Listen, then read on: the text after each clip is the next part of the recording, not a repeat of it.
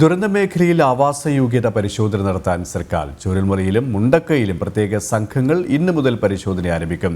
പരിശോധിക്കുക കെട്ടിടങ്ങളുടെയും വീടുകളുടെയും ഉറപ്പും വാസയോഗ്യതയുമാണ്. ജനം എക്സ്ക്ലൂസീവ്.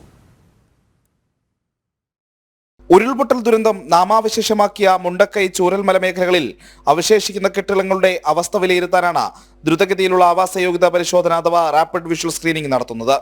5 പേർ വീതമടങ്ങുന്ന 50ഓളം പ്രത്യേക സംഘങ്ങൾ ഇന്നു മുതൽ പരിശോധന ആരംഭിക്കും. ഉരുൾപൊട്ടലുണ്ടായ മേഖലയിലെ എല്ലാ വീടുകളും കെട്ടിടങ്ങളും ഉദ്യോഗസ്ഥർ നേരിട്ടെത്തി കണ്ട് വിശകലനം ചെയ്യും.